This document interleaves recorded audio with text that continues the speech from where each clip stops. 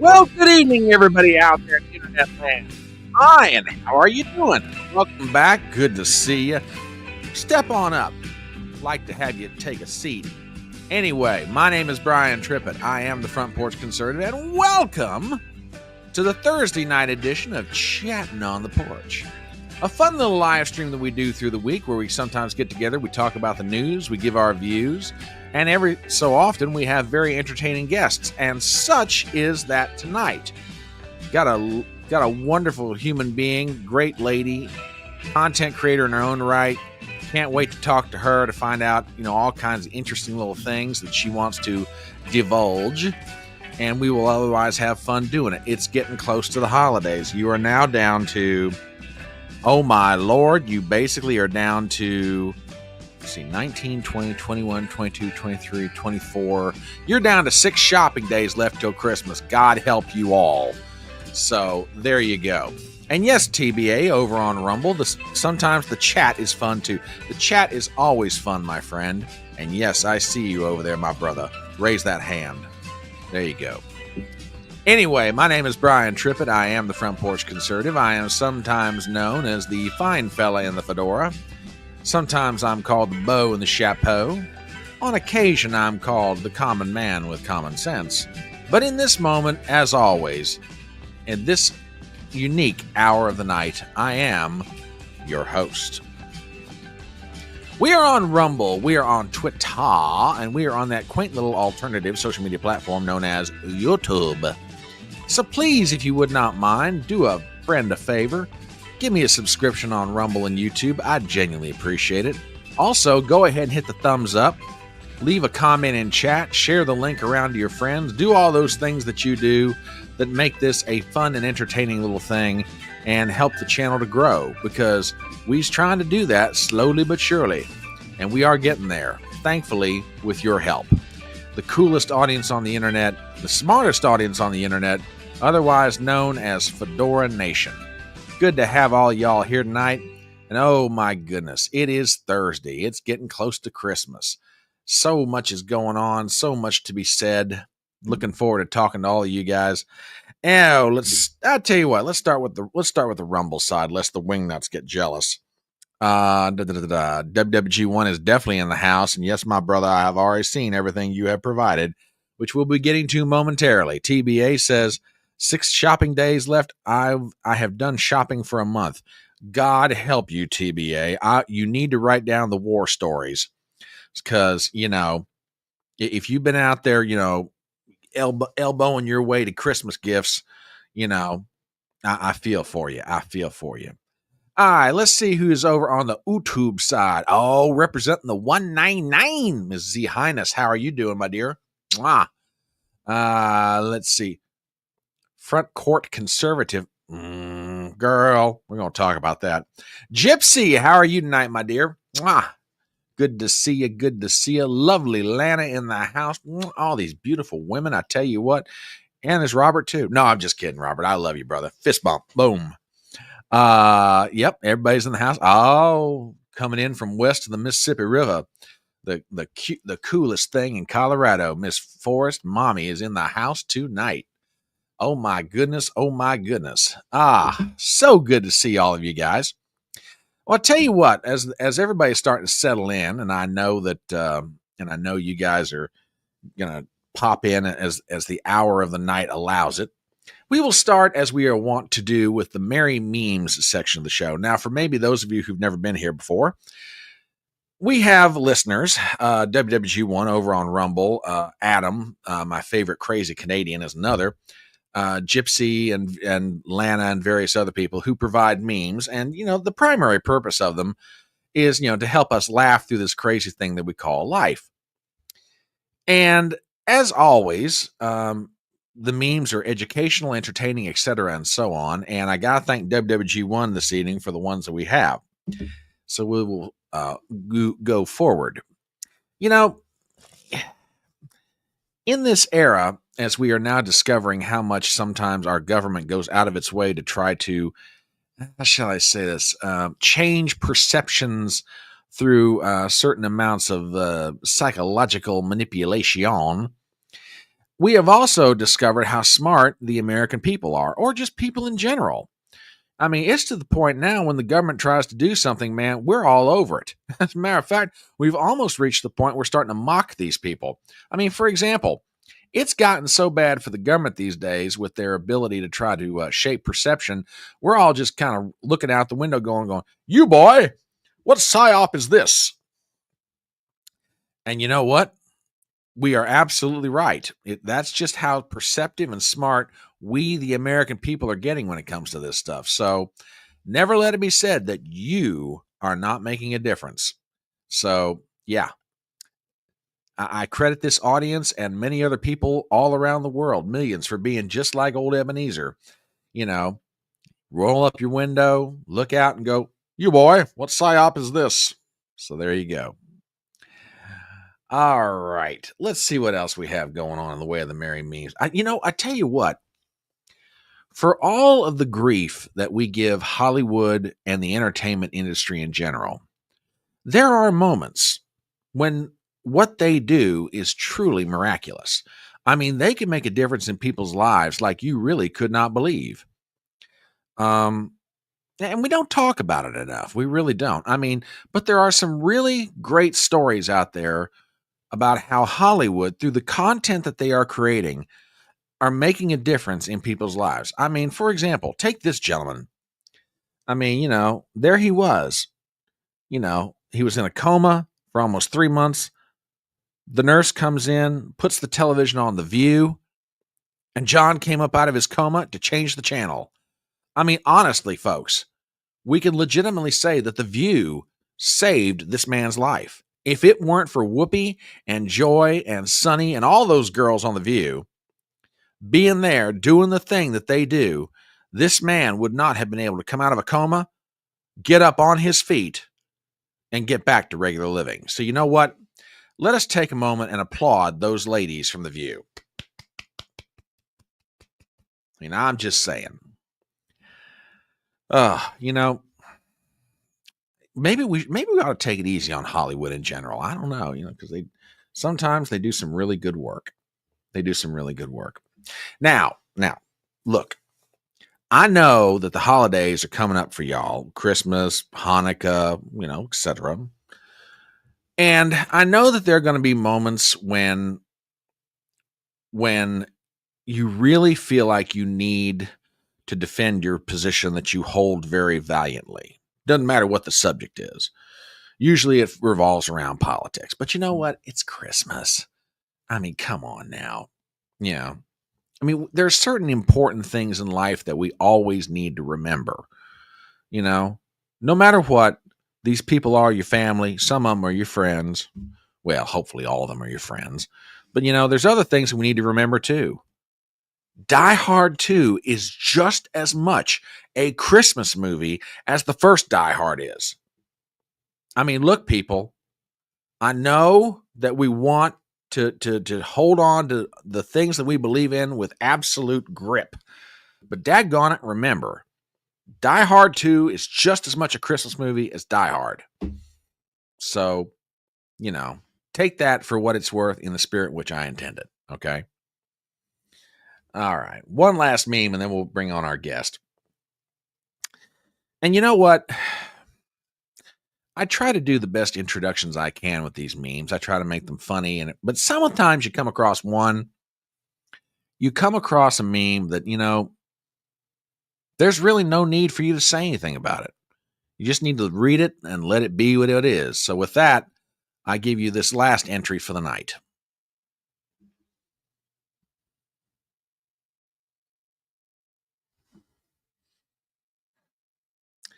Let's be honest about it. There are some of your friends that need to hear this piece of wisdom.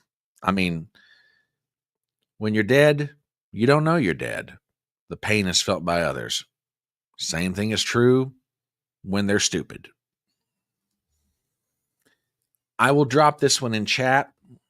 I know that WWG1 has dropped it on the Rumble side, but for those of you on YouTube, if you have any of your friends who need to see this, I do recommend that you pass it on to them. because we're always trying to improve each other's lives. All right. Thank you very much for indulging me for just a few minutes on the merry memes. All right, let's bring in my guest, or start the process of bringing in my guest. I guess it was maybe 6-7 months ago, maybe, if it was that long. I found this channel of this young lady who had just started out on YouTube, and I watched her stuff, and I watched her, very unique sense of humor. And I said to myself, "My gosh, this girl is funny." I mean, she is absolutely just in her own way, just a unique kind of talent. And she was hanging out with friends of hers on various other social media channels. You may have seen her on places like Simpcast, on Keanu C. Thompson's channel, and others. And it's kind of one of those situations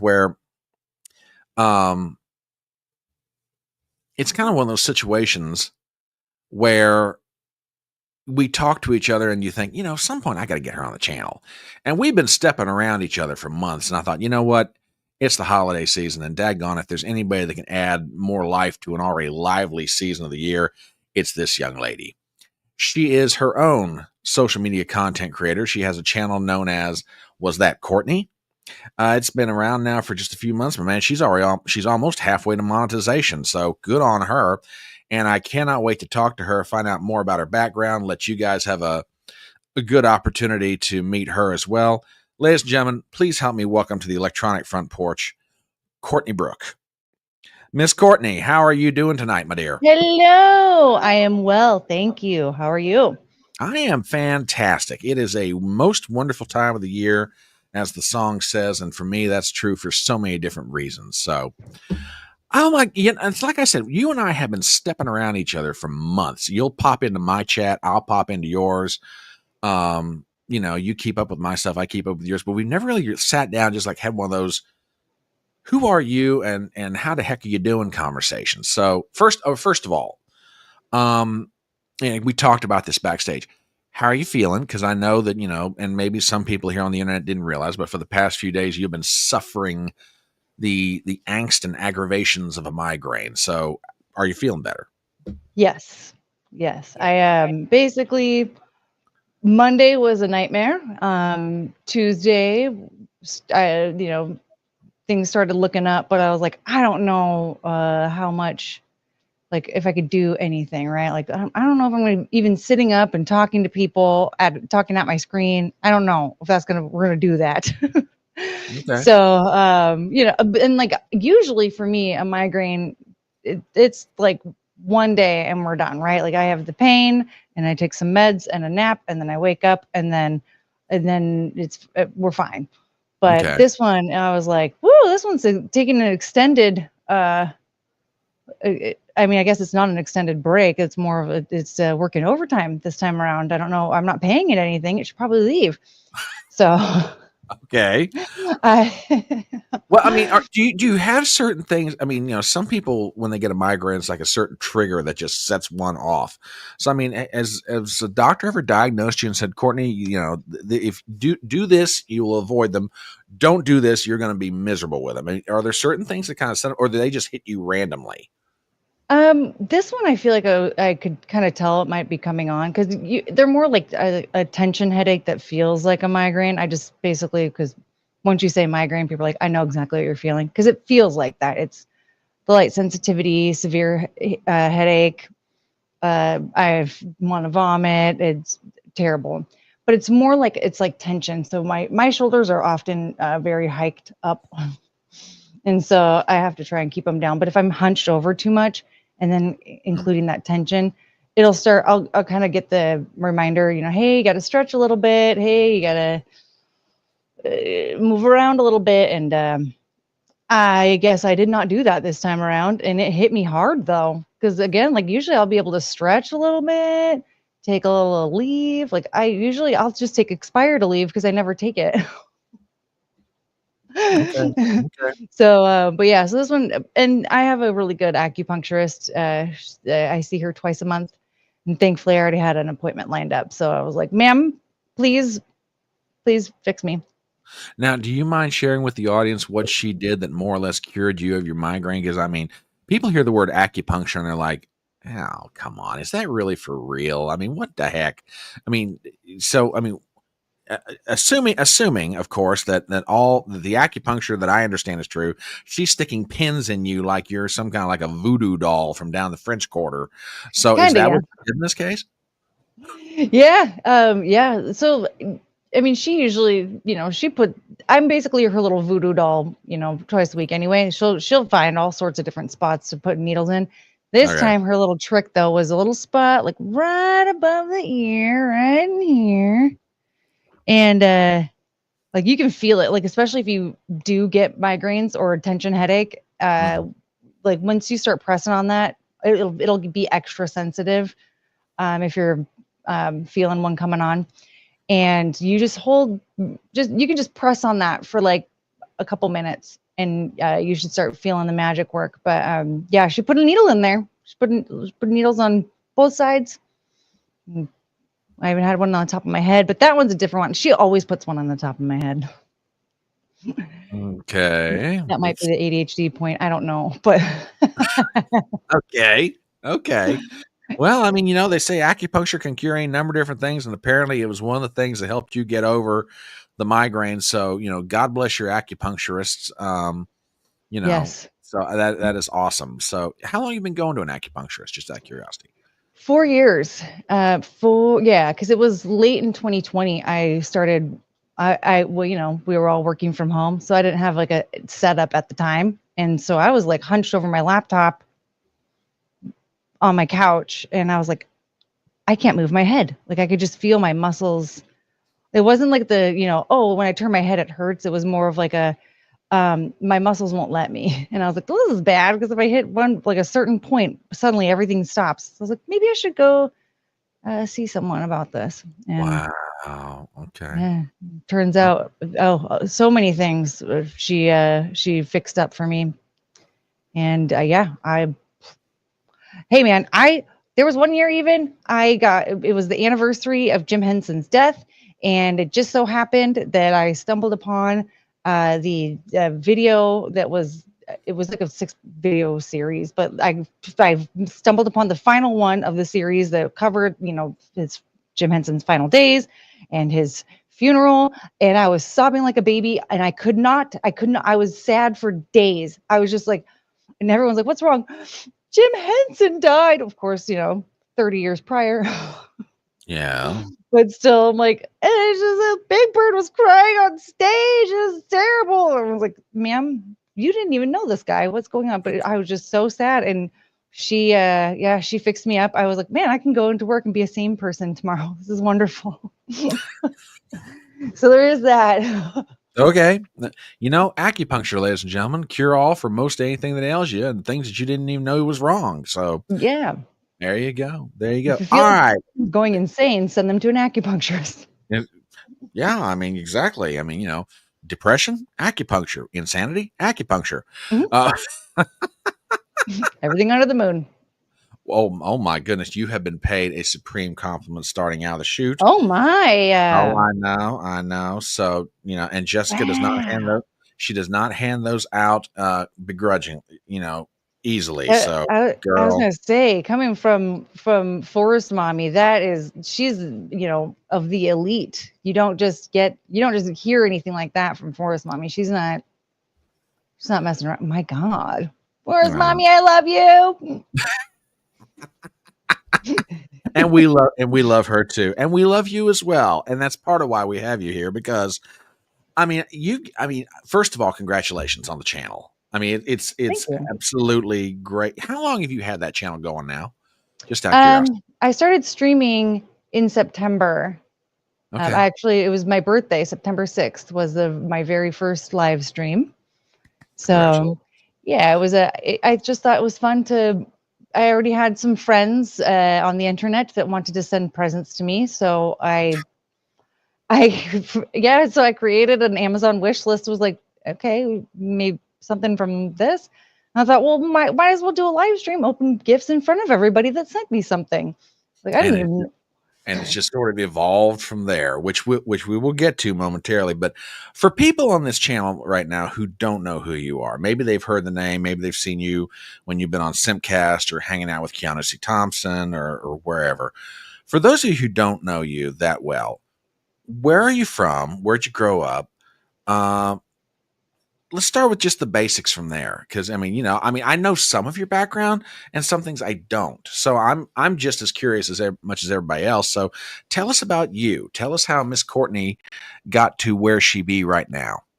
Well, born and raised in Seattle, Washington. Okay. Not technically Seattle, little small town in Washington. Still living out in the general vicinity. Okay. Yeah. I have a twin sister and an older brother, and I was always the entertainer of the group. And I always felt like my brother was the brains and I was the brawn, I guess. Like he could come up with really good, like if I wanted to do stand up, he would be the one writing my stand up jokes. If I wanted to come up with like mostly, if I wanted to write a song, I was probably better on it. But Okay. but I always thought he was like so much smarter and so much funnier. And I was like, I can just execute. You come up with the stuff and I'll perform it. Okay. So I did find myself oftentimes trying to steal jokes from him, just for fun. Okay. Not on stage or anything, just in front of people. So are you the oldest child, the middle child, or the youngest child? Youngest. Okay. All right. Now, and look, what do I know about child psychology? But I've always heard one story or another. So were you like a typical youngest child, if there is such a thing as a typical youngest child, or how did that dynamic work? Because the brothers, if in your definition, the brother is the brains and the sister, who's the middle child, is doing her thing, did you guys have that kind of similar dynamic growing up that, there's all that normal oldest, middle, youngest thing going on among the three of you? We had like a very weird dynamic because our mom is weird, but now that leads itself to a whole host of possibilities. Go on. I know, but because I feel like that dynamic between my brother and I really started kicking in when we got a lot older. Okay. Because we also have two older cousins. They're both like older than my brother. Okay. And we spent a lot of time with them when we were kids. Like sometimes they would come and spend the weekend at our place, or sometimes we would go and spend the weekend with them. So we that was even like a weirder dynamic because, like, I'm just gonna tell you, my cousin Bronson was mean. Okay, he was mean. Define mean. He was kind of a bully. He liked being. Yeah. Okay. He liked pushing us around, and it was usually me because I was the youngest, so I was the easiest one to push around. I got a Ken doll for Christmas one year. I was so excited. Okay, it was the first Ken doll I had because I was the kid. I was your typical girl that had to cut off her Barbie's hair if she wanted a Ken doll. And you hear this. It's a tale as old as time. Okay, but what did Bronson do? He took the Ken doll. He was like, "I'm going to take this. I'll give it back to you in a minute." He made a cardboard hang glider thing. Yeah, hang glider, like yeah, like it's like on your back, and you tie a little string to it, whipped it around, and then slammed it into the fence in the backyard. I had that Ken doll for like a few days. Oh my God. Yeah. So thanks a lot, Bronson. And he never bought me a new one. He never even paid me money to pick out a new one. Nothing. So what did your brother? What'd your brother and your sister do about this? They didn't care. Now I understand what you mean by strange dynamic between the three of you. Okay, I was like, Bronson, do whatever you want. Okay, slam the Ken doll into the fence. Yeah, well, like my brother was there with him being a menace, and my sister was like, "You never should have let them like use it, okay? Like, what were you thinking? You never should have let them use it." And I was like, "I was just being nice." Well, that'll take that. You You learned early on. There you go. And let me say hello. Let me say hello to some folks over on the Rumble side, hanging out with the Wingnuts. Sean Ooh. from Third Railify, one of my favorite Canadians, has popped in to say hello. I don't know if you two have ever crossed paths or not, but yeah, he's got a channel called Third Railify on Rumble. He will occasionally go over there and hang out with the Wingnuts on Rumble. And Sean, good to see you, brother. And drop me a line sometime. I need to get you back on the channel, brother. We got to talk Canada. Ooh. We got to talk Canada. That's just y'all up there are like getting feisty, and for Canadians to get feisty, something's got to be going on. So you and I got to talk about this. Absolutely, we do. So you grew up in Seattle or a little town outside thereof. You got a older brother and older sister. You got a weird mom. Now wait, I got to ask you about this. I mean, and if you don't want to answer this, that's perfectly fine. I mean, this one's tonight is all about fun and everything else. But why are you calling your mom weird? That's just Well, I mean, here's and again, you answer that however you want to, or if you don't want to answer it. I mean, I get it. She marched to the beat of her own drum. I mean, poor thing. Unfortunately, I don't know if she had like an untreated. Why did I just forget what it's called? Postpartum depression. Mm-hmm. I almost said postmortem. That's why I was like, nope. No, let us hope she did not have that. Yeah, but something to that effect. And so, unfortunately, she did not see the world through a typical lens, and not even neurotypical or like a normal, but just it was in outer space, I guess. She just she did the best with what she had, which I think was what she had were like a few missing brain cells or something. And also, by the way, speaking of my mother, both of my parents are dead, and I joke about it quite often. It's not something that I'm sad about.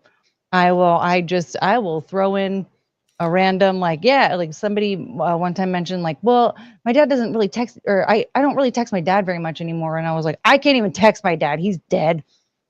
And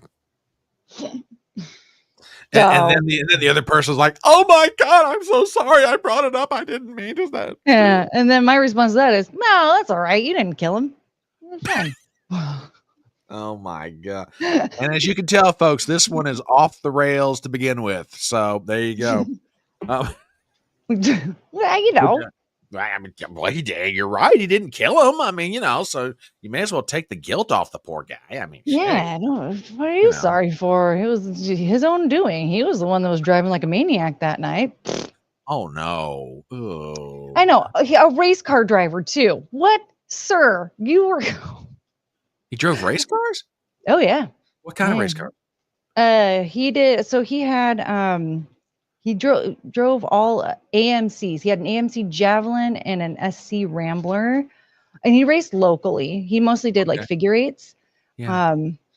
Yeah, I mean, he was a maniac behind the wheel. Like he was so good. He wouldn't even look out the front. Like he would basically be trying to look behind him to see how close the person behind him was when he raced.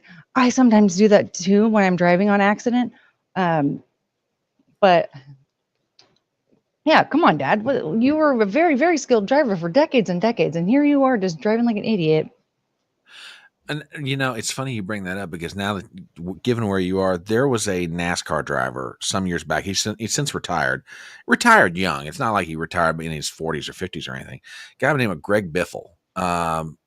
Maybe y'all have heard of him, maybe you haven't, but grew up out in the Washington area, and fabulous driver. Absolutely fabulous. Got his start on dirt tracks out in the Northwest, and then he went to Truck Series and NASCAR, then Busch Series, and then ultimately up to the highest level. Great guy, and yeah, but I mean, he credits the Northwest, which is just being a hotbed of drivers' talent. It sounds like your dad comes out of that tradition. Except for unfortunately. Well, then maybe he was a bit out of practice. I don't really know. He just. It had been a little while or something, but yeah, I don't know. I was like, Dad, typical. What were you trying to be, Steve Irwin or something? Oh, he died doing what he loved. Like, What are we doing here, Dad? Get out of here. Oh, Lord. Sean from Third Railify over on Rumble says, her mom is weird. That's not so bad. My mom was a whore. I know, Sean. Now, that's not, you shouldn't be saying that about your mother. My God, man. I disavow. That is untoward, to borrow one of your best friend's phrases. I mean, that's so untoward. Untoward. Yes, How, exactly. how Oh, untoward. untoward. You know, Do me a favor. When you see the Duchess tonight, give her my regards. I haven't caught up with her in ages. So, will yes. do. Please Yeah. please give the Duchess my regards. Yes. You know, and tell her that she can pass on a hey, how you doing to Gino. Not that Gino remembers me. I met him once a long time ago, but you know, Gino's a hell of a nice guy. They are. Oh good man, what a dude. He's I just Gino is all sound. You know what I mean? Like he's a megaphone. If he were an inanimate object, it'd be a megaphone, I think. Yeah, that's probably true. Yeah, Gino Biscotti is one of those individuals in life. Never ask him what he really thinks unless you're ready to hear the answer, because he will tell you. Yeah, do you have a minute? You got to sit down for you. You know, I blame that on being Southern Italian. It's like, hey, you got a minute? Sit down. I'll tell you. Half an hour later, Gino, I love you, but I gotta go. Okay, so you grew up in the Northwest. So now let me ask you a question, because this is going to kind of lead back to something you started to get into a little while ago. How long have you been? When did you get on social media, and what was like your first thing? Was it Facebook? Was it Twitter? What got you into to dive into the deep end of this crazy thing that we're doing? Well, I mean, the first time I had social media was MySpace. Oh, okay. So that might be telling my age a bit here, but dear, you're just a mere 26. I mean, what are you talking about? I've never been shy about my age, though. I don't care. I like being old. No. I prefer being old. I don't eat Tide Pods. I'm not Gen Z. That means you got some sense. So there you go. Exactly. Don't let me in with those things. Yeah, really. But yeah, I mean, oh, hello. I mean, I guess like when it comes to wanting to get into social media, I always had some idea of doing something. I had goofy ideas for silly podcasts back in the day, and like I just either didn't really have all of the tech for it, or I just didn't even know what anyone was doing, like how to do anything. Okay. And so it was, and part of it too, though, was like I wasn't really online a lot. Like I had an Instagram and a Facebook that I would update here and there, and like, but I wasn't really like into what was trending online. Like at one point, I stopped using Twitter altogether for like 5 years or something like that, because it was just. At most I would probably, if I somehow discovered somebody that I liked and I wanted to make sure to follow them, I would hop on and find them and follow them, but then I wouldn't like scroll through my feed or anything. Mm-hmm. So I didn't really know what people were doing on the internet. I had no idea. I didn't even it took me forever to even know that that people actually did content creation on YouTube, because I'm from the Tosh.0 days where people were just. They would post like very stupid stuff that might be viral, might not. So I didn't think like, oh yeah, people actually post every single day and they do all this. But then wouldn't you know it, one day I'm told that I need to watch Chrissy Mayer's Frost impression.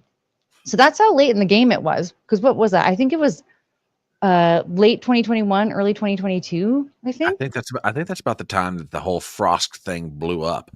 Yeah. Oh, gosh. Yeah, that makes sense, because I do remember it wasn't until I actually watched the Kyle Rittenhouse trial, and then that was like the first time I watched a live stream on YouTube.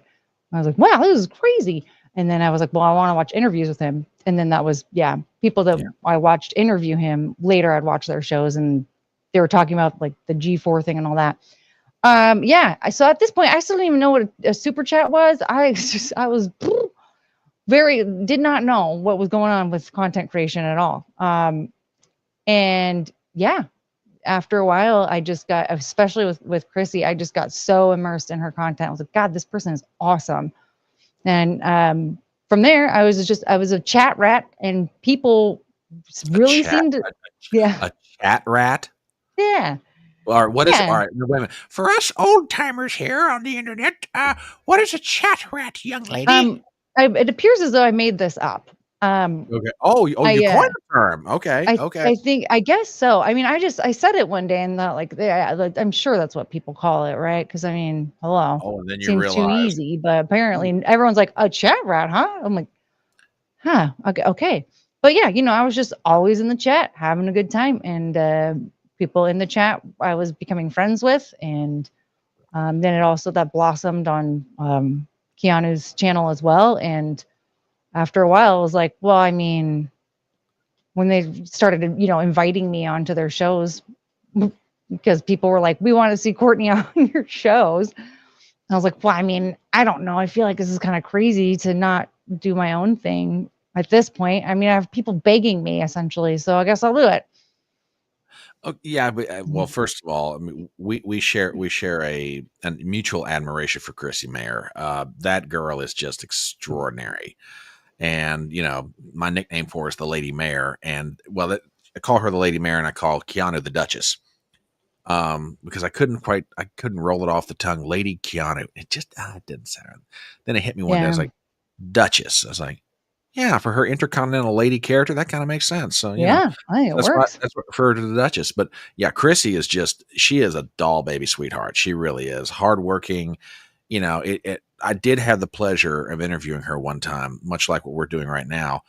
And when I was working up my introduction and started going through the list of all the stuff she had her fingers in, I'm like, when the hell does this girl sleep? It's I don't know. ridiculous.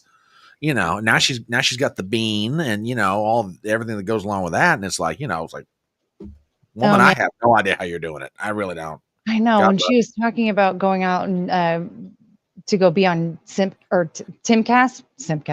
Timcast, and how like that whole experience, start to finish, like flying out there and flying back with the breast pump, and some of the milk was spilling all over. Like I was like, this woman. Oh my God. Oh, yeah, I get you. I Chaos. get you. I get you. So no, and I forgot there was one question I had. Now, are you like a lot of content creators right now? It's like, all right, here's my occupational world, which is paying my bills, and then there's this thing I'm doing as a hobby. Are you full time into the whole social media thing? Well, I was hoping to get to like a decent spot with my channel sooner than later, Okay. because I mean, actually, I haven't divulged this really, because I mean, whatever. But Well, I, and again, if you don't, yeah, well, it's fine. At this point, whatever. I lost my job back in May, oh and no, yeah, I mean, it was actually for the better, to be honest, oh God, still though, because it was like it was kind of a terrible experience.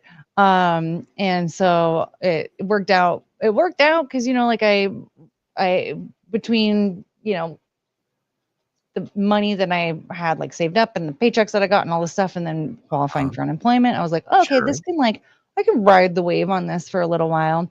Mhm. Um, and it's just I kind of was a little slow to get up there, and so now I'm kind of at a point where I'm like, oh shoot, I think I'm gonna have to start juggling it. What's gonna? I mean, granted, thankfully I have enough established now, because it's so discouraging when you are trying to balance that out with a job, Oh and yeah, you're not, if you're not able to do a lot of content, and then so you're okay, maybe I can stream once a week or every other week or whatever, sure. and trying to balance that out with a full-time job, you're not going to be pushed through the algorithm very much. You're not going to like Mhm. get a big audience very quickly. And so it can really defeat you. And Mhm. so for me, I'm like, I think I got a really good jump start. So at this point, going back to work is not going to be that painful, because like, well, I have a bunch of stuff that I can still clip and post that when I'm not able to stream. And then I can, you know, and then when I am able to stream, I have an audience established already, so I don't have to, stream to one or zero people and hope that somebody watches one day. So I got really lucky with that for sure. Okay. Okay. No, and again, I didn't mean to pry. Didn't know that that was the situation, but Oh, that's fine. I mean, first of all, on behalf of Fedora Nation, prayers that you find the job that you want that allows you the most flexibility to pursue this. If you're wanting to turn this, what you're doing on social media, into full time. I mean, just speaking for myself, I am hoping that the day comes that I can look at my job and go, guys, you've been great to me for years. I love you very much, but I'm ready to go do this thing. And, I have to admit, and I've told my audience this, for those folks that have the opportunity and the blessing to be able to do this full time, I love them, I admire them, and I envy them all at the same time. Because it's like, I mean, yes, because and you can speak to this, it's hard starting a channel from Oh scratch yeah. when you have no built in audience, when you have nothing else. I mean, it's tough, but it is so rewarding when it really gets going and it really gets humming. And, I'm a little further down the line than you are on this because, I've been doing this now. It'll be 2 years. Yeah, 2 years in March. And, and I'm not just saying this because I've got the audience here with me, but I've said this to them on more than one occasion. I've got what I feel is the best audience on the internet. Are we huge? No, not necessarily. But man, they are razor sharp. They are always keep me on my toes. They're providing me stuff, and it's just like, God, I cannot thank you all enough for the blessing that you are, and I truly do mean that. And I'm sure you feel that way with the folks that hang out on your channel. It's got to be something similar. Oh yeah. I mean, there's just so many great people that are in my chat, and we also have a Discord, and we have movie watch-alongs in the Oh, Discord, and we just got done doing 2 Saturdays in a row. We did Star Wars marathons, and that I mean, it's just been a blast. Like we watched Blazing Saddles one night and Spaceballs. What else? I mean, there was a movie called Deathgasm. It's just as silly as it sounds. Um, but yeah, so it's really nice to be able to actually sit and connect every once in a while as well. I know, unfortunately, that's probably not going to be. I'm probably not going to be able to do as much, but maybe we'll see. We'll see how we can balance it out. Who knows? Maybe a miracle will happen after tonight, and then I don't have to worry about anything. But yeah, no, my chat is awesome. I've got really great people in there that and that's the really nice thing about having your own live streams is that you can curate your own chat in a way. You can go, I don't like you, I like you.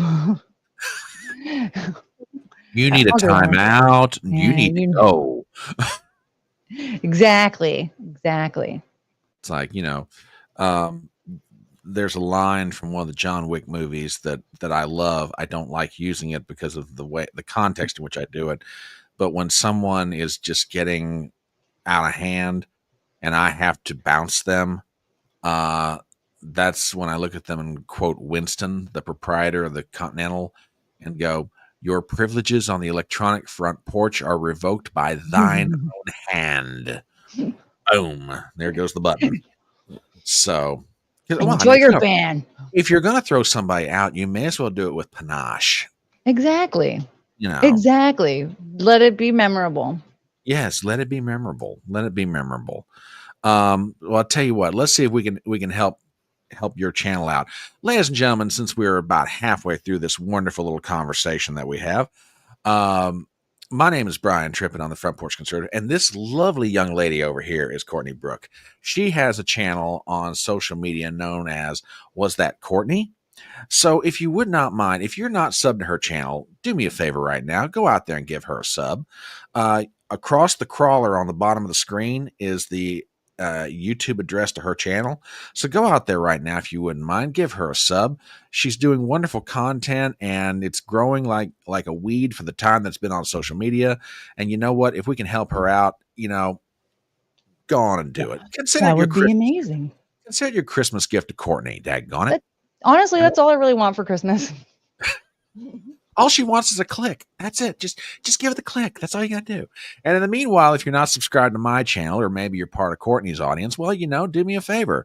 You're not going to hurt my feelings in the slightest. I've got channels on YouTube and on Rumble. So please go ahead, give me a sub, hit the thumbs up on both of our channels, by the way. Hit the thumbs up, leave comments in chat, share the links around. We are up and coming YouTubers. Daggone it. We'll take all the help we get. Yes. do it now. No. No. So, all right. We talked about this backstage. And if someone said to you, Courtney, I see that you got a YouTube channel. That's fantastic. So, what is your channel all about? If I were trying to figure out what is the content that you have on your channel, your answer to them to be what? We are an ADHD variety show. You want to elaborate on that? Because that's just too good to pass up. Go ahead. I mean, yeah, I would say we specialize in body cam videos, hula hooping, harmonica songs. And honestly, it's funny because we also accidentally dive into government conspiracies. We've it's a whole hodgepodge. I have a lot of different interests. I love court trials and I love body cam videos and like sovereign citizens are a mess. I was very excited about Daniel Penny when he was acquitted. So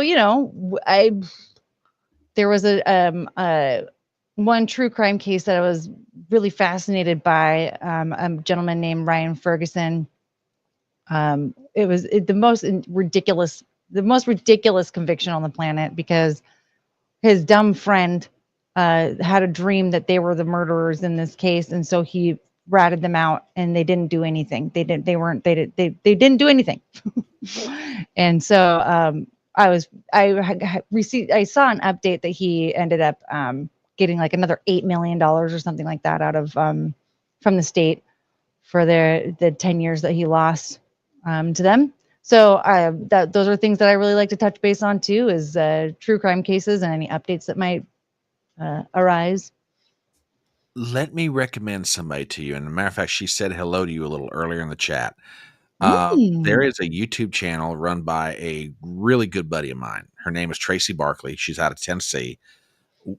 Sweetheart of a lady. I love her to death. The more we get to talk, the more I love this woman. She's just very dear to me. And she's got a channel called Gen X Marks the Spot. And one of her specialties is true crime, mysteries. Matter of fact, at some point, she and I are going to do a discussion on her channel. Netflix just put out a 3-part special going back, reviewing the facts on the JonBenet Ramsey case from back in the 90s. Oh, if you have not seen it, if you got Netflix and you haven't seen it, I really recommend it to you. I watched it the other day, prep it because I was thinking that we were going to do it Wednesday night, and unfortunately, she got the croup, and we had to cancel. But if you've never run onto Tracy, her channel is called Gen X Marks the Spot. I really recommend it to you because it sounds like you two would just hit it off. My. Matter of fact, my friend Chris from My Morning Mayhem is over on the Rumble side, and he says, "What's up, gang? Listening, describing you. Sounds like Courtney would be a good fit with Sean from Third Railify, LOL." Oh. Well, you never know. Maybe Sean reaches out and gives her an invite to come on for a conversation because I will say this about my friend from the Great North. He might allegedly have a touch of the ADHD. So, I mean, maybe the two of you, get on a live stream together and just hit it right off. Who knows? Oh, man. I mean, it'd be chaos. I have it the worst. I've tested in the 99th percentile. So what? Like if you hear the buzzing of a bee, it's just like, and you're off and running? Or, I mean, what are we talking here? It's kind of, yeah, it's like because attention deficit is more of like attention. What's the word? What's the opposite of deficit? You're just basically like, I'm paying attention to all these things, but sometimes I might get too distracted by something else. I always one of my big things is like I can't relate to people when it comes to entertainment and stuff because just because I like a thing because I love Star Wars, right? But that doesn't mean I'm going to like all the other nerd stuff. It's just I really like Star Wars. I love the story of Anakin Skywalker. I think that it's tragic and so fascinating. Darth Vader is freaking awesome. I love him. There's just so many things about it that are so unique to Star Wars. I'm like, I don't know if I'm gonna like all the other nerd stuff that you tell me to like. Maybe in about 10 years I'll look into it. But right now, the dopamine hit is Star Wars. Same thing, like one of my favorite bands, Electric Callboy. People will be like, "Oh, you might like this band." No, I won't. You know why? Because it's not Electric Callboy. Electric. I got to check Oh, these cats out. Electric Callboy. I call them my German meme core band. They're a metal and EDM fusion. Um, I would say We Got the Moves is probably and Hypa Hypa. Those are like some of their best. Pump It, that's a really good one. Uh, they have a song called Castrop X Spandau that's all in German. Oh God, they're so good. They're really good. I love them.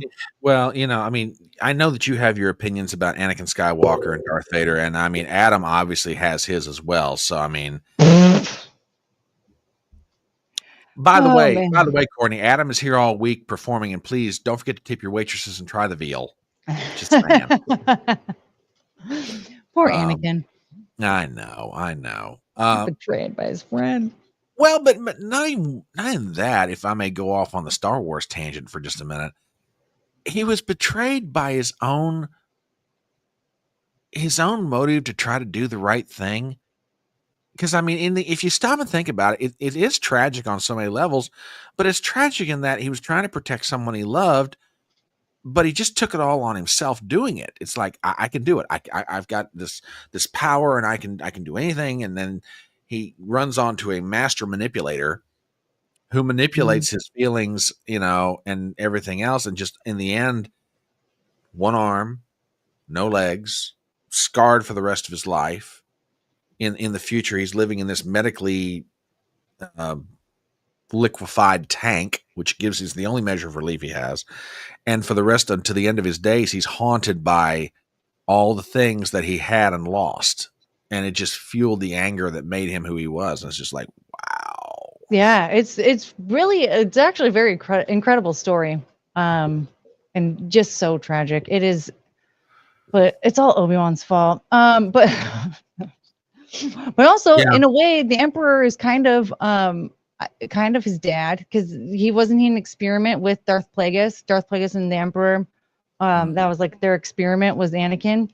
Mm-hmm. So like the Emperor was like in a way his dad, and his dad betrayed him. Yeah, really big time. Also, like the Jedi Council never should have told him that he was the chosen one, and that had all the midichlorians. Yeah, he was too young, and Yep. so here he is being told like you're like the most powerful in the universe while he's doing all this training. Like, hello, dum dums. Maybe you could have waited a few more years. Wait until he's at least. Don't you know the brain doesn't fully develop until they're 25? Come on. Mm-hmm. Mm-hmm. And for Mm-hmm. men, it's a little bit later. It's closer to 30. So you should have given him a chance. You should have waited until he matured a bit. Yeah, I know. Chris from My Morning Mayhem over on Rumble says the original trilogy story was really a lot deeper and better well written than most people would admit. In my films, I write betrayal a lot because it's such a heavy and relatable emotion. I do love it. Well, there you go. There you Yeah. go. You've heard from the boys from Georgia. So there you go. Which, by the way, another channel for you to check out is My Morning Mayhem. Chris is just an absolute fat, and I'm not just sucking up saying this, and that's not my intention, but Chris is a fabulous content creator. So check him out on Rumble. He's got a channel called My Morning Mayhem. So, I will, if I can do nothing else for you, aside from giving you a good introduction and hopefully an entertaining time on my channel, I will refer you to anybody that I think is good. And those cats are good people. So Love it. seriously. Excellent. So you've got the channel. It's been, let's see, October, November, you're 3 months into this. 3 months into this thing, and you got 400 subscribers. Or wait a minute, let me refresh this I thing because already and I fucked already up. had my first dramatic unsubscribe drop. We went from like 412 down to 365. The what? It was crazy because like during one of my streams too, the number was like climbing and climbing. I was like, this is insane. Oh my God, I love it. Blah, blah, blah. Like, thank you. Everybody, this is incredible. And then like right as I ended the stream, the number dropped from 412 down to 375. And then for like a couple of days, it just kept going down. Hang on. I got to do some math on this. You lost 37 subscribers by the time the stream was done? Yeah, like it was, I was like, oh my God, we made it to 412. Like, thank you, thank you, thank you. Hit end stream. And like as I was going back into my channel, it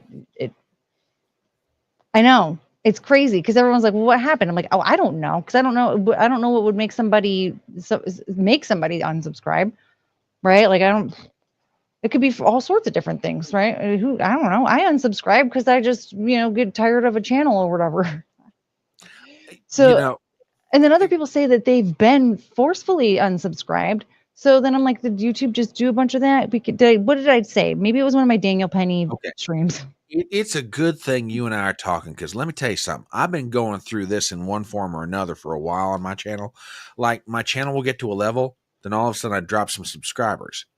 It'll go back up. I drop subscribers. Not huge numbers, but like 1 or 2, 3 or 4. And you always work from the assumption, okay, someone's going through the list of things they're subbed to. And they're like, yeah, I don't watch this guy that much. I'll just But it's like almost a regular occurrence with my channel. And again, I'm not trying to be conspiratorial, but it's like I have heard this from other people.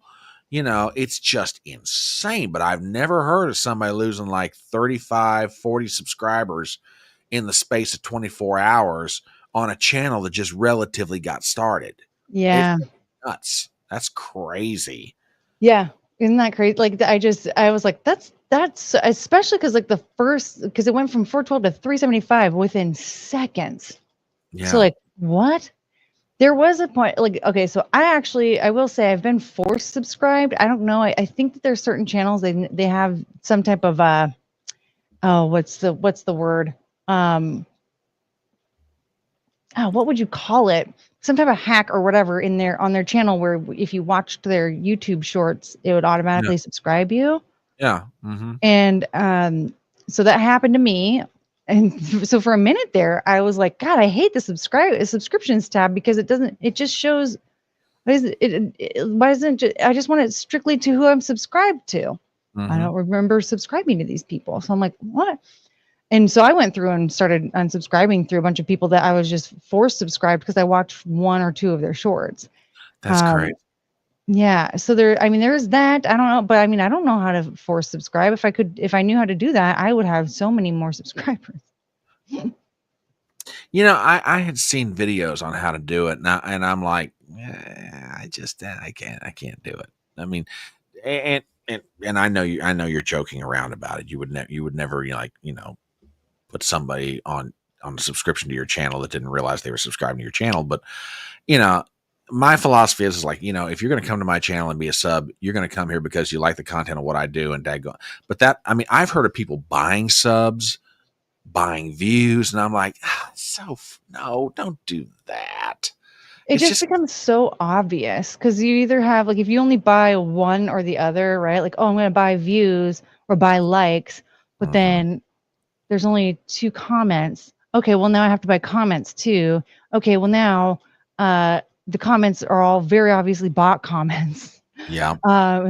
It's just we were looking at Anthony Jeselnik's YouTube channel, and it just became so obvious that he was buying views. Like it was just 10,000 views, 11,000 views, 10,000. Even Joe Rogan is extremely inconsistent with the amount of views that his channel gets. And so like come on. Yeah, it's crazy. So you've had the channel for a while. I mean, you're getting ready to go into 2025. I mean, have you thought about, the things you want to see happen for the channel, as you go forward with this? I mean, obviously, you're trying to get to monetization and, God bless everybody who's subbing to your channel and trying to help you get there doing it. But I mean, what short or long-term goals do you have going into 2025 for the channel or for yourself as a content creator? That's a good question because I think, finding so many different creators that I connect with, and to be able to do streams with. I'd like to, have more connections. And who knows, maybe even having a weekly or monthly show with someone. What would it be about? I don't know. They would probably have to take the reins on that, because look at me. I might change my mind in a couple of weeks. but something to that effect, because that is something that really does boost the morale and boost the Sure. the what's the word, like, not the views, but like gets more eyes on you and all of that. But I would like to actually be able to get to a point where I can also have something else on the side. Like, Camelot 331, he races. And I mean, granted, that's like very different from content creation.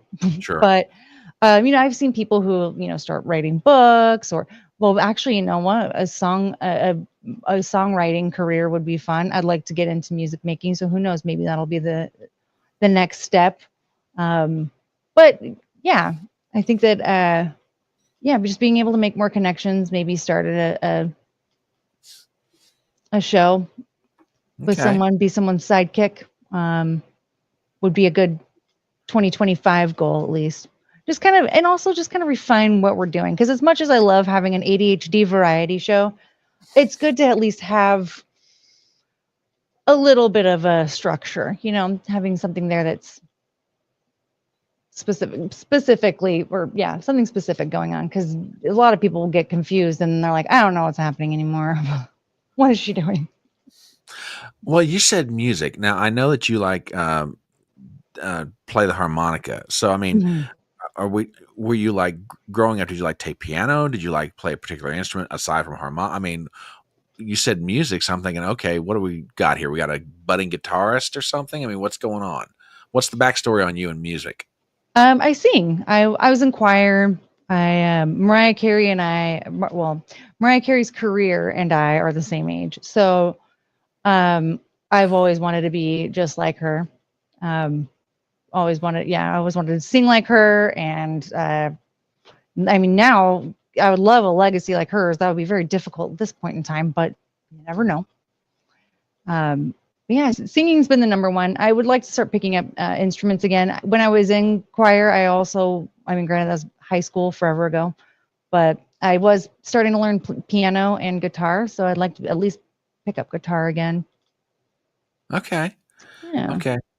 So all right. So if you had to list like the top 5 guitar influences, of people, or not even influence, but people that you love to watch play, what would you tell people? John Mayer is Yeah, he's brilliant. Very good. oh my gosh. I've watched, like, back when I decided to have a TikTok for a moment. His TikTok videos where he would be like, "Oh, look at this, how you play this song, da da da da, and look at this," and and I was just like blown away. And all he was doing was just strumming a guitar in front of a phone, and I was like, "This is holy crap! How do people? I didn't even. Whoa." Yeah, he's incredible. He's incredible to watch. Another one. This one's controversial, but I'm separating the art from the artist with this one. Okay. Tom Morello. Okay. From Rage Against the Machine. He's insanely talented. Oh my god, that guy is woof. But he also doesn't understand what Rage Against the Machine and Rage on behalf of the machine. He doesn't know the difference Yeah. for some reason. The two. So there's that. Let's see here. Isaac Hansen is I mean, I love Hansen. That's a band I've loved since day one. And I think all 3 of those guys are very, very, very talented, very good at what they do. So I'd say he's a very good, Isaac Hansen is a very good one to watch perform. Let's see here.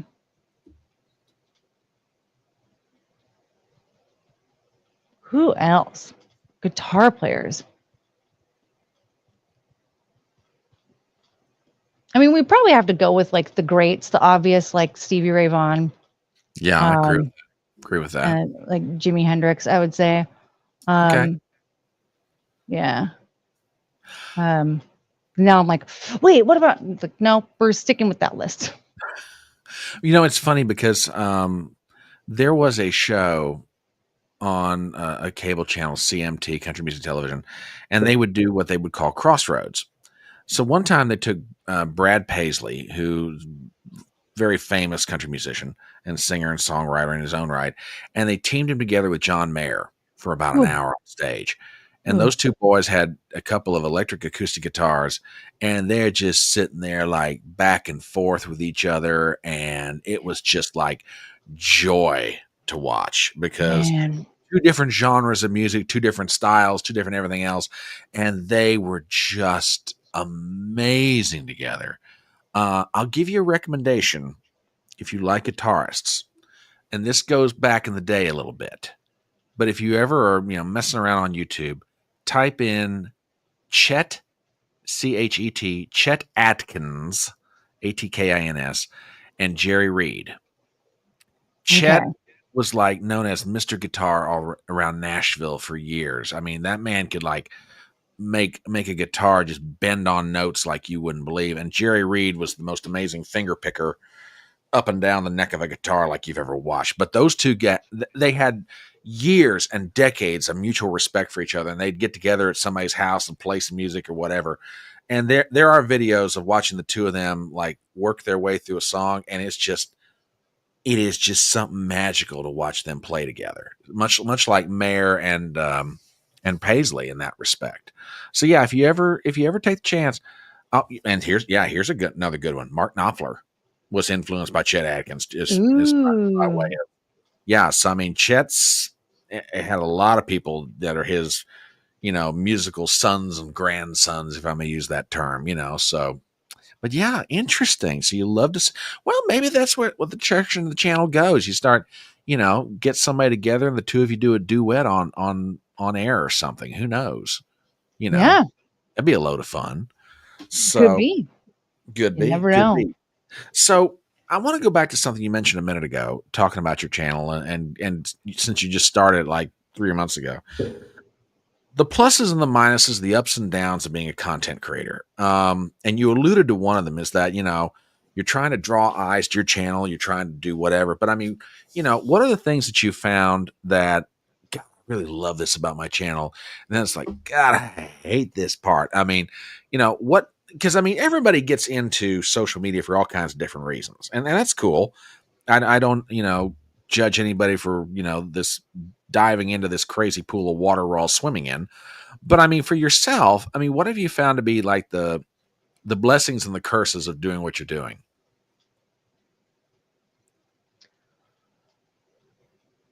Well, I mean, it's actually,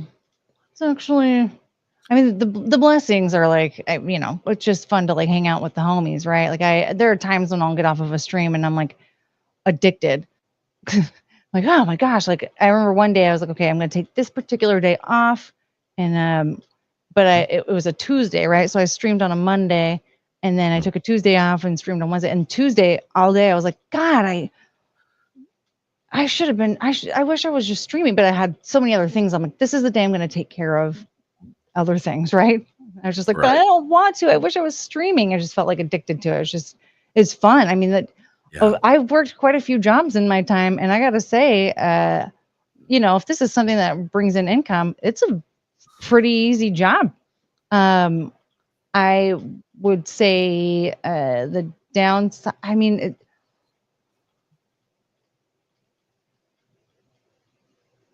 I don't really know exactly what the downside is because it's just sort of like there are things that are tough, like basically finding that balance between what do I like doing and what does the audience like, because Sure. you don't want to go so hard into this is what I'm choosing to where you just start alienating people, but then you also don't want to just do stuff that you don't want to put yourself into a corner, and now the only thing that I can do is what everyone else wants and I don't even like it, right? Mhm. So and that's a big struggle because some things, like if it's lots of drama, or maybe even if it's just certain things that are trending on the internet that I'm like, I don't really care about this, um I don't want to do that, but it draws in a lot of eyes and a lot of people want to be there. And I'm like, yeah, but I just, so, I could probably get I could have tripled my numbers by now, but I just don't want to do that kind of stuff because I don't really want to reel in the audience for some of those things. But I also am just like, I don't want to end up being so miserable that I would much rather go work behind a desk again. So finding that balance between, what do people like? What do they want? What are they coming here for? And what is it that I actually want to do? So. Oh, absolutely. Yeah. Cause I mean, most of what a lot of the content that I do is political and economics and foreign affairs and stuff like that, which is fun. I love it. And, I adopted what I try to be my cardinal rule. And that is, Rush Limbaugh's old line. I'm going to talk about what interests me, and hopefully I'm going to make it entertaining enough that I can draw an audience and hold them. Yeah. But it's tough because you're like, yeah, this stuff is trending here and here and here, and I could do something with this. And then all of a sudden it's like, I don't really want to do that. And it's just like, look, I not that you've asked for my advice, but you know what? Yeah, I give. So I'll always come back to, daggone it, you got to go with your gut. If this is what you think you ought to be talking about or doing or working on, then do it and make it to the best of your ability and draw the audience that, is going to come to you and find you and go, you know what? I like this. I like this young lady. She is crazy as a loon and I love her to death, and daggone it, I'm coming back for more. And I think that's awesome. Yeah. And you're definitely going to be more captivating when you're doing something, talking about the things that you actually prefer to talk about versus if you don't like it, you're just going to be bored. Oh, absolutely. As interesting. Yeah. Absolutely. And we've got a question for the audience for you from my good buddy, Christian Watson. Curious what Courtney thinks of the fact that some people like to weigh other creators against more prominent ones. Has she ever faced this challenge in her journey? Interesting question. So I will let you tackle that one. Well, I don't think I don't think I've faced this at all. So you're saying like basically pitting people against each other, or like trying to something along those lines. In other words, like, here you are, you're the up and coming channel, you're the new kid in town, against, creators maybe that have been around for a little while. Have you ever run into that situation where someone's like, okay, you're good, but you're not fill in the blank with somebody else's name? It's like, you ever? I've never heard that type of comparison for myself. Personally, like I've never had anybody be like, well, you're not like this person. You could be. Granted, because again, like it's absolute chaos on my channel. But yeah, I must admit, when you get to the hula hoop, like I'll like, because I'll pop in to say hello, and then all of a sudden it comes off the commercial, and there you are hula hooping, and I'm like, what did I just walk into? Mm-hmm. Which is I'm just messing with it, but it's like, okay, this is different.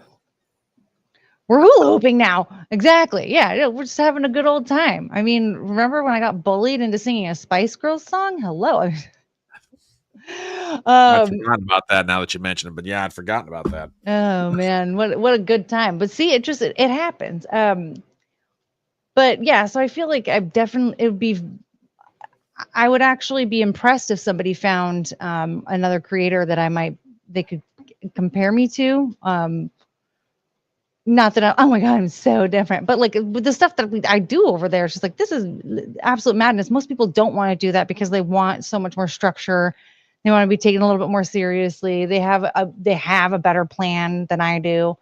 And so there's that. But I mean, I think as far as comparing people to other creators, I've never seen that. I haven't really seen any of that. So I don't really know. I've really had an opinion. I think that either way, like comparing anyone to anyone else ever at all for whatever reason, I don't understand that concept anyway. Like, why are you expecting that person to be like them? They're not them. Yeah. Fair. And by the way, I think you got a new fan because in the opinions of Mr. Christian Watson, the Spice Girls rock. Yes, the Spice Girls do rock. I love the Spice Girls. I was always Baby Spice. Yeah, I always had a thing for Victoria Beckham, whichever Spice Girl she wound up being. But I'm like, Posh Spice, yes. yes, yes, Miss Posh. Oh, the Posh.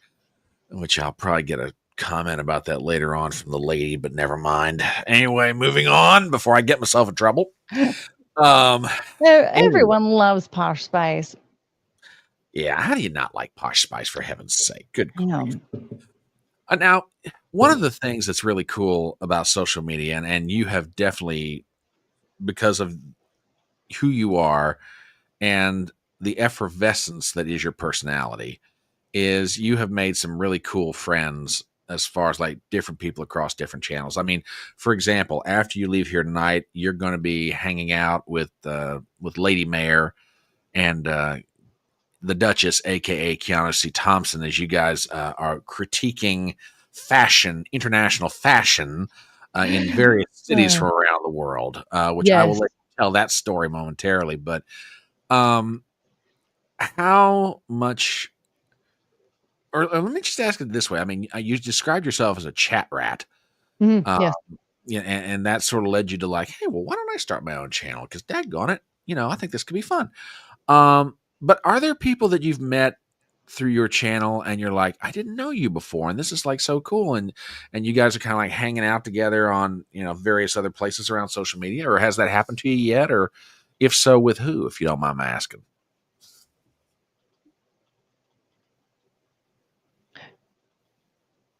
Not quite. I have connected with a few other creators, but I haven't done anything with them, right? But Okay.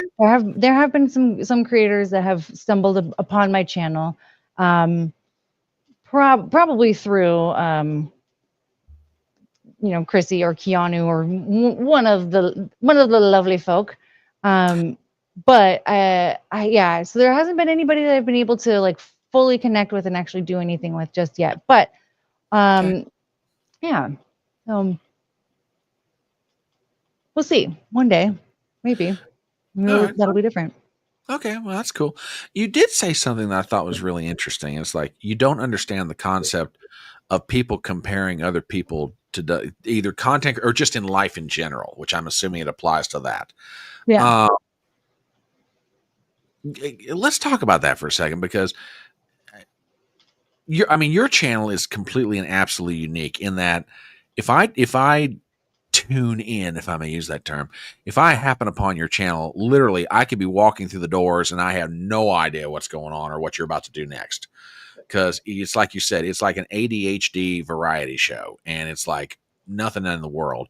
So, but by the same token, have you ever had anybody say, "Oh, your channel reminds me of so and so," and then you're like, "Why would it remind you of anybody else?" I mean, have you ever had that feeling? Or because I mean, it's a very unique thing to say. I don't understand the concept of comparison. That's kind of that strikes me as unique. I've never heard anybody say that before. Well, what's funny about that is, so like I have a twin sister, and like my whole life, I'm compared to this other person that because she's my twin. And Okay, even then I'm like, I don't really, but what I don't understand, like we're fraternal. We just so happen, it's like having a regular sister, but we just so happen to share a womb at the same time. Like, why would you do this to just regular sisters? Why are we doing this here? So from the get-go, I've always been like, I don't really get it because um even even if you see similarities with people like Serena and Venus Williams. true. Hello. Yeah, Like we all know that those two ladies are extremely talented in the same sport, but also very different. Um, so I don't know, like the idea of comparing, especially to see like, oh, who's better. I mean, yeah, unless you're like comparing Michael Jordan to LeBron James or something like that, if you're like comparing like sports stats and like mhm, stuff along those lines, like yeah, if you're gonna compare Travis Kelsey to Rob Gronkowski every time, I'm gonna tell you Rob Gronkowski is better. But yeah, it's just because I like him more. But I don't know. It's just like the idea of, especially if somebody trying to, really like hone their craft and like or they're creating something on their own. yeah. it doesn't always mean that it's going to be the same. Like Star Wars, there's a bunch of creators out there that base their channels on just Star Wars commentary. Yeah, That doesn't mean that those channels are that similar, though. It's just that. So they happen to occupy the same space, so to speak. yeah, well, yeah, like it's just there. It doesn't. I don't know, because I feel like there's what I don't know, like 800 bajillion of them at this point, and so, but it's like they're all different somehow, some way. They're all going to do things a little bit differently, and so just I don't know, the whole idea of comparing, it's lost on me. I don't know how to. I don't. But yeah, I've never been compared to anybody. It's not an experience that I have. Well, one of my listeners has a message for you, dear. Be unique, be you. And Exactly. Lana is a very wise woman. I say that not only because she has the good taste to hang out on my channel, but Yes. she is a very smart lady. So I recommend her advice to you anytime she gives it. So there you go. So you've got the holidays coming up out there. I mean, any family traditions that you guys engage in this time of year? I mean, specialty foods. I mean, what happens in Miss Courtney's world in Christmas in Washington State? I mean, I gotta tell you, some people think it's really sad, since I there's a lot of people in my family that are no longer with us, and so and with my sister living out of state, it's oftentimes pretty alone. Just Oh, me and my dogs and some movies, but I like it. I like it a lot. Like Thanksgiving, like my brother and I just pigged out on a bunch of Thanksgiving food together. Um When, since I have 3 dogs, it's just like, well, I mean, like, well, I'm not gonna leave them anywhere. It's the holidays. They can't spend Christmas alone. Who did what are we doing here? Um, you still have to Chongus's face, but yeah. The doggos deserve a Christmas too. Daggone it. exactly. I'm their mother, for crying out loud. But I don't know. It's just like for the last couple of years, I've been like, I just want to, like, this is the perfect. I turned into my grandmother in that case. Like, all right, this is the perfect time where everyone else is already going to be trying to juggle around, like who's going where, and I'm just going to be alone. I don't have to worry about it. Yeah, Just there you go. be by myself. All right, so tell us about the dogs. What kind of dogs have you got? They're all 3 Chihuahua mixes. There's Penelope. She is mentally challenged, and um, Come again with that. yeah, no, I don't know. She doesn't seem like she's a real dog. I don't know. I just believe that she's a dog because that's what the vet says she is. She might be a ferret. She might be a lemur. I don't really know. But she, the rescue found her in an abandoned chicken coop taking care of her puppies. And Oh, I know she is, man, she is hardcore. What a gangster. And but she has a seizure disorder that if left unobserved or treated, yeah, she could start losing parts of her brain, and she oh, could also die. And it was something kind of like gradually that built up over the last few years. And so I'm wondering if maybe in her chicken coop days there was a mild version of this seizure that was untreated, and that's where part of her brain went. I don't know, but she is very neurotic, and no, you see her and you're like, that's okay, that's like not what is that, a dog? Are we sure? And then there's Cricket. She's a golden lab Chihuahua mix. She is the clingiest dog. She thinks that she's abused if I pet another dog in front of her. She's just so spoiled. She doesn't know a rough life because she was adopted at a very young age, at 4 months old. So she doesn't know what it's like to have like a tough time. And then there's Josie slash Chongus, where she's a Chihuahua wiener dog mix. So her body is very stupid looking. And she is my little ride or die. I think my dog Boots probably sent her to me after he passed away. I love that dog, but yeah, she's the sweetest, most well-behaved thing I've ever seen in my life. I don't know what I did to deserve her, but I'll keep doing it. She's so sweet and perfect. Don't tell the other dogs I said that about her. But No, I will not repeat that around the other dogs. By the way, did you guys know that she said that? No, I'm not gonna do that. No, No. especially Cricket. Penelope might not notice because but Cricket, she'll leave, she'll die, she'll run away. Poor thing. She Okay. doesn't. But yes, I love them so much. 3 little rescues. Wow. God bless all you dog owners. I mean, don't get me wrong. I love dogs, love being around them. Spent some time around a couple of really cool and completely different from each other dogs about a weekend or so ago. And it's like, you talk about 2 different dogs with 2 completely different personalities. I swear to God, one of them in a previous life was a hippie in London, England. The other one was Tigger, straight out of the book. Which, if we had the time, Oh. I'd explain. Yeah, I mean, I saw this dog high hurdle the other one. Like, okay, so like, here's one, jumps, completely clears the other one. I said to that dog when it landed, I am putting you in the freaking Olympics for the U.S. team. You are insane. Oh. You know, absolutely crazy. So, but yeah, God love you, especially rescue dog owners, because y'all are doing the Lord's work at keeping these dogs alive and giving them homes and showing them love and everything else. And, and I'm not saying that because you're here to suck up or anything else. I genuinely do mean it. People who take in dogs as rescues, y'all got a particular part of your soul that is tuned into the kindness and compassion wavelength that everybody needs to have more of in their lives if they don't have enough of it. So, hat tip to you, Miss Courtney. Well, thank you. I tell you, it's very fulfilling. Looking at little Penelope, I know for a fact that she would have a very hard time finding a home if she was still at a rescue. I'm like, look at her. She's just living the high life over here, just having the good time, just completely oblivious to the negativity of the world.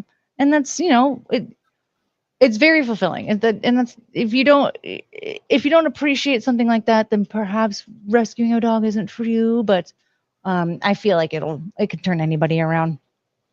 Well, there you go. Well, words of advice from Miss Courtney, and I recommend you take her up on it if you're not doing it really. All right. All right. Well, you have been a delight and wonderful, and thank you so much for coming on the channel. You have been an absolute joy to have here. And like I said, you are welcome back here anytime you want. If you got something burning on the brain and you want to talk about it, you know where to find me on Twitter. So, hit me up and be like, okay, what's good for you? Let's make this happen. Would love to have you come back because, and I Wonderful. mean, and I mean this in all sincerity, you are a delight and you are joy and funny. And, if I can help you out in any way with the channel, even if it's coming on here to promote something, I'll be glad to do it. Would love to have you come back. Thank you. I mean, guess what? We're already, let's see, let's hit refresh here. So we're up to 406 subscribers. I believe that is 4 more. Where were we at when I first got here? I saw 402. Okay.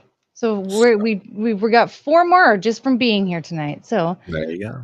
I'm excited to see you guys at the next stream. Yes. So, which gets to my next question. So, where can people find you on social media? I mean, I'm going to pop this back up here, obviously, but where can people find you? What can they do to help you out? What can they do to support you in your efforts to grow this channel and, get the word spread and get people here and get eyes on your stuff? Well, you can find me on YouTube. Was that Courtney is the handle. If you're having a hard time finding me, though, just search Courtney Brooke. For some people, it's been a lot easier that way. And then, Twitter, same thing. My Twitter handle is also was that Courtney. Just and all the regular stuff, liking and sharing and subscribing and all of that. I mean, I don't really know what else anybody could do. Create a bunch of sock accounts and subscribe. I mean, don't do that. Don't do that. Don't do that. No. We don't want to get anybody getting in trouble with with various people who run social media. Don't you know? Well, good evening, Miss Tiny Tesla. How are you, my dear? Mwah. Good to see you tonight, darling. No, seriously, it has been absolutely wonderful having you here. And I've got, by the way, I have got Courtney's social media in the description for this live stream. So give her a follow on Twitter, give her a follow on YouTube. Let's help get this young lady, up and up, higher and higher. So, it would be thrill of my heart. Courtney, hang on a second. We'll say some proper goodbyes backstage. Folks, thank you so much for being here for another session of Chatting on the Porch and having the opportunity to sit down and talk with me and talk with this young lady. I will be back this Saturday morning, 10:30 a.m. Eastern for Front Porch Brunch, where we'll be going over the end of the week news and views and getting your guys' opinion on everything going on. So 10:30 Saturday morning, Eastern Standard, on Rumble, on Twitter, and YouTube. So love you guys. Thank you very much for hanging out with us tonight and having a lot of fun. And we will talk to you guys later. And as we go, remember the words of that great American philosopher, Tom T. Hall, when he said, "It's faster horses, younger lovers, older whiskey, and more money." Have a good night, guys. We love you, and we'll